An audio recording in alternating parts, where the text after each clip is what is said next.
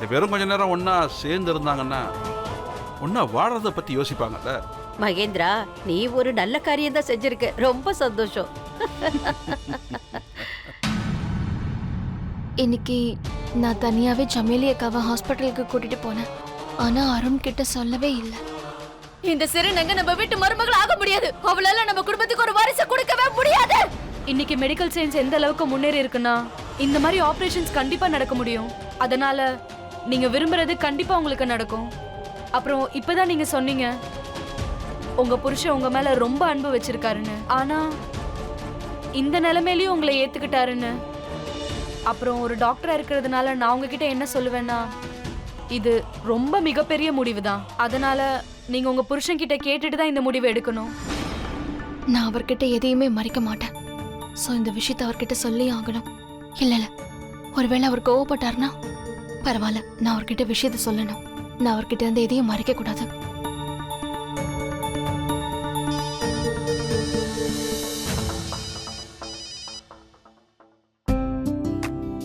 உனக்கு 100 ஆயுசு சௌமியா. நான் இப்பதான் உன்னை பத்தி யோசிச்சுக்கிட்டே இருந்தேன். இப்படியே 100 வயசா வச்சு பாத்துட்டு இருந்தா இந்நேரத்துக்கு உன்னோட வயசு கோடியை தாண்டி போயிருக்கும்னு நினைக்கிறேன். ஏன்னா எப்பவுமே நான் உன்னை பத்தி தான் யோசிச்சுக்கிட்டே இருக்கேன். அப்புறம் இப்படி யோசிக்கும் போது நீ கரெக்டா ஃபோன் பண்ணிடுற. என்னங்க, நான் உங்ககிட்ட ஒரு முக்கியமான விஷயம் சொல்லணும். சொல்லு, கேட்டுட்டு தான் இருக்கேன். இன்னைக்கு சமேலி அக்கா இருக்காங்கல்ல, அவங்களுக்கு உடம்பு சரியில்லை. அப்புறம் நான் தான் அவங்கள சாவித்ரி தேவி காலேஜ் அண்ட் ஹாஸ்பிட்டலுக்கு கூட்டிட்டு போனேன். இது நீ ஏன் என்கிட்ட சொல்லாம இருந்த? நானும் வந்திருப்பேன்ல. இல்லைங்க, நான் உங்களை டிஸ்டர்ப் பண்ண விரும்பல, அதான். அதனால தான் நான் சொல்லல. அப்புறம் அப்புறம் அப்புறம் என்ன அப்புறம்? சௌமியா, சௌமியா எல்லாம் கரெக்டா தானே போயிட்டு இருக்கு? அது நாங்க ஒரு விஷயத்தை பத்தி தெரிஞ்சுக்க முயற்சி பண்ணேன். நான் முழுமையான பொண்ணா மாற முடியுமா?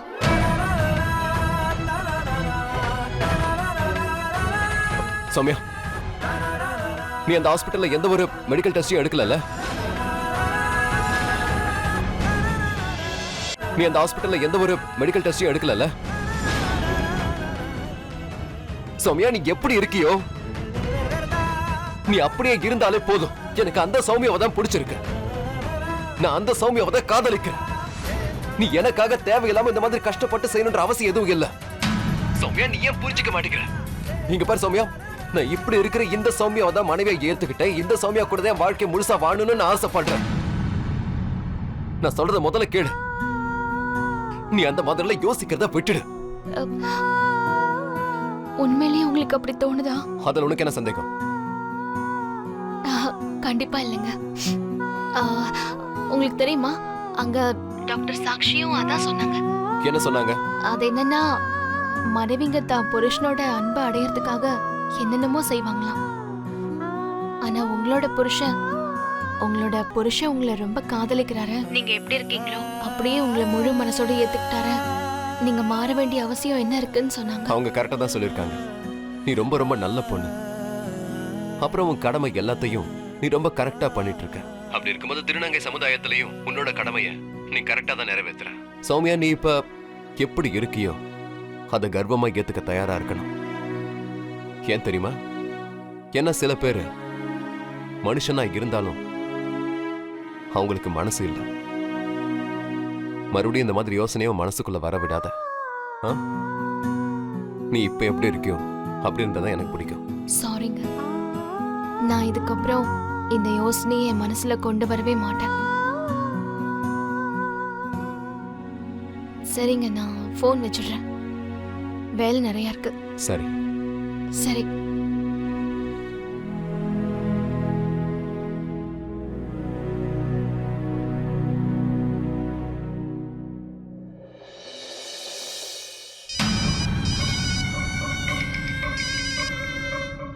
S pass.